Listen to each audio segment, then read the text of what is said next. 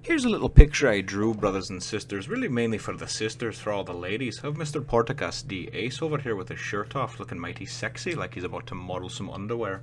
If you like this and more, remember to follow me on all the social networks. 157th chapter of One Piece. This is Arrives, Ace Does. Well, hello, my brothers and sisters of the Nerd Nation. I, as always, am Jim, here to bring you another review on the awesome, action-packed tale of One Piece. Our last chapter saw us with, of course, the Straw Hats running into Mr. Tu Bon Clay, and not knowing it was him until after it was too late. Ultimately, it was really just kind of a, hey, we are hungry type of chapter, and Luffy has eaten all the food on our way to Alabasta.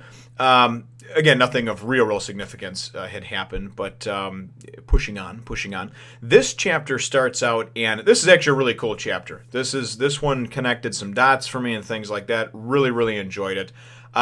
We wind up at the beginning of the chapter. I'll do as usual where I kind of break it down piece by piece, but the beginning of the chapter, it starts out, and first panel, man, there's this giant sea cat that has come up out of the water and looks as if it's about to attack the Going Merry giant, you know. And you're just like, holy shit, what happened? I was looking like, did I miss a chapter? But so this sea cat appears, and Luffy right away gets big eyes for, and Zoro too. They're like, let's kill it, let's eat it, you know. They haven't eaten in like 4 days. And apparently that's something that happens when you are set out to sea and you either don't have enough food or you have someone like Luffy that just goes and does what the hell he pleases and doesn't, you know, bother actually eating it like it's supposed to. And he's just like, he's just like this pig. So anyways, the sea cat winds up kind of backing off and retreating. And they're like, turn the ship around, put it in reverse, come on, no. You know? And Vivi's like, you can't kill the sea cat, you know. That's number one. I guess it's a sign that these things hang out on the coast off of Sandy Island on the way to Alabasta there, and so she knows that they're getting close and this and that. And number two, I think they're supposed to be like good luck. You know what I mean? Cats.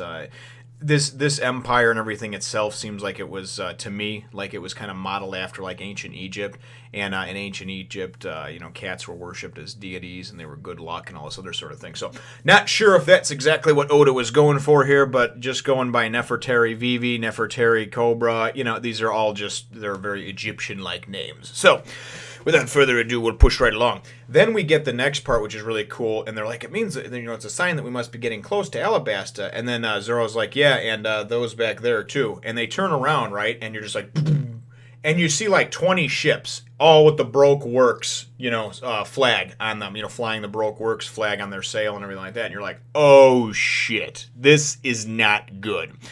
So, they deduce that that these are some hardcore agents. It's not going to be like Whiskey Peak where Zoro just runs through them all.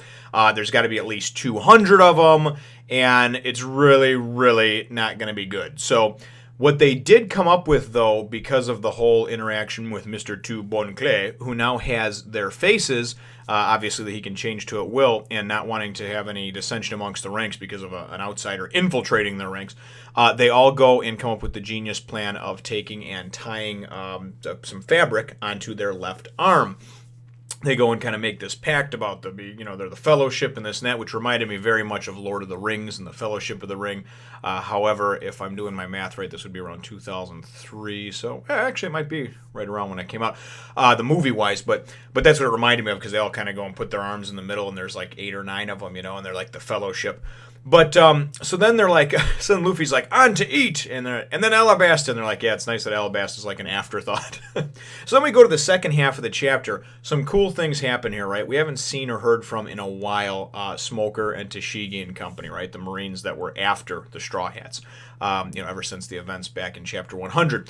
So we see him immediately as we go on to Alabasta. We also go and see Ace. And which is really kind of cool because, again, we only just saw the shadow of him a few chapters ago. So what winds up happening is somebody comes back and gives a report of there's a bad man in town type of thing to Smoker, and we see Smoker and Tashigi, and then we go and we see Ace, and he is face down in a movie, just face down in his bowl of food. when Tashigi and Smoker are talking, they're like, yeah, this guy, he collapsed while he was talking to the proprietor of this restaurant, right? So everybody's like, oh man, and he must have ate this desert strawberry. The desert strawberry is actually a spider, which is pretty creepy. I don't like spiders myself, but I guess it looks like a strawberry. You eat this thing, somehow not knowing it's a spider, and you get infected, and over the next few days, of course, then you wind up dying, and that's what they assume has happened to him because he's just sitting there motionless, looking like he's dead. But then afterwards, the toxin spreads throughout your body for several hours and can infect anybody, I guess, that's near it. So that's why nobody wants to go near him, right? So so this goes on for a little bit, and everybody's like, oh, and I just picture everybody kind of standing back like, oh, they don't want to touch him, they don't want nothing. All of a sudden, he's just like, what happened? And he's awake, right? And they're like, what, you're alive? And he's like, yeah, of course I am, He fell asleep in the middle of a conversation, and what really is really comical because it reminded me of when you see his face just like stuffed like Luffy, how he likes to eat and everything. Apparently he just ate so much and just passed out in the middle of this conversation he was having. So everybody's like, what the hell? We thought there was something wrong. We thought you were dead. And he's like, hey, chill out back there. It's okay. And then the chef or the proprietor, the guy who was, the barkeep, whatever, he's like, oh, just glad to see you're okay, right? Didn't want anybody dying on his watch. So we go and we get, it's kind of cool because he goes and he pulls out this poster, right? And he goes and he's like, hey, have you seen this person, blah, blah, blah. And it's the poster of Monkey D. Luffy, the wanted poster. Well, now here's where everything adds up and kind of clicked and all the dots connected for me. We had Kureha talking about Gold D. Roger a few chapters ago, and now this guy is introduced, Ace is introduced as Portgas D. Ace. And I hope I'm saying that right. I don't know if it's Portugas or if it's Portgas. It's spelled Portgas D. Ace. So we see him, and he's like, I'm looking for my little brother. That's how the chapter ends. I mean, Smoker winds up, there's another part too, and then I should go back to that real quick. Smoker goes and kind of approaches him, and he's like, what's Whitebeard's second in command doing here? And you see this tattoo on the back of him that looks like a backwards swastika, and it's got like this, like a face with like a big handlebar mustache thing. The only thing I can assume is that it's for Whitebeard, right? And I've never seen this guy or heard of him, but I assume he's a badass, Blackbeard, Whitebeard, Redbeard, whoever, right? So anyway, he's like, what is his second in command, his second division commander doing here, And then that's when it goes to Ace, and he's like, shows the flyer, and he's like, yeah, I'm just here looking for my little brother. So Portgas D. Ace, Monkey D. Luffy. See, I don't know how it works around the rest of the world and in the fictitious world that Oda's created, but, here in the States anyway, your last name, and I understand too, like with royalty and titles and stuff like that, it's like the title, they'll say like, for instance, they'll say like so-and-so of the family, whatever, right? That's your family name. So you see a lot of that in like Game of Thrones and stuff like that. But, here it's like if my name is Jim or James, right? Some other guy named James or some guy with my middle initial or name would not be related to me in particular. It just so happens that my son and father and I, we all have the exact same name. But that's typically that's not how it works out. So I didn't put it together, when I saw it, when I was thinking about it at first with the Gold Roger and then it said Gold D. Roger. So there's obviously some kind of camaraderie, some brethren, some family. Maybe Gold D. Roger's a long lost, he's like the drunk uncle, that shows up at the Christmas party. He's hammered, tries hitting on somebody and pisses in the corner, whatever. Maybe that's just my uncle. But the whole deal is that I like is that, number one, Luffy, we don't really know much about his background or past. It was just like 10 years ago and Shanks and he ate the devil fruit and everything else. We don't know where the hell he came from. How did he come about on that island? Does he have any brothers or sisters? Well, now we know he has an older brother. What's the deal with his family? We've never gotten a background of his past or anything like that. So ultimately, for me, it connected a lot of dots, and it's really kind of opening things up, and it's cool because there's going to be some familiarity there. We're assuming that he knows that he has a brother and has seen him sometime in his life.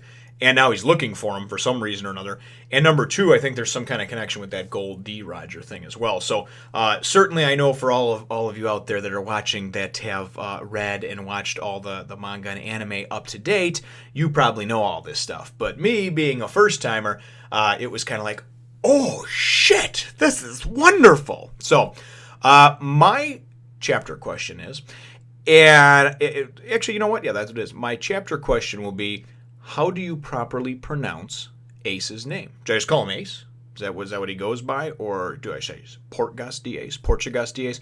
It's spelled Portgaz D. Ace in my particular Viz translation, whatever, dealie here that I got. So that will be my chapter question. Very simple one for you.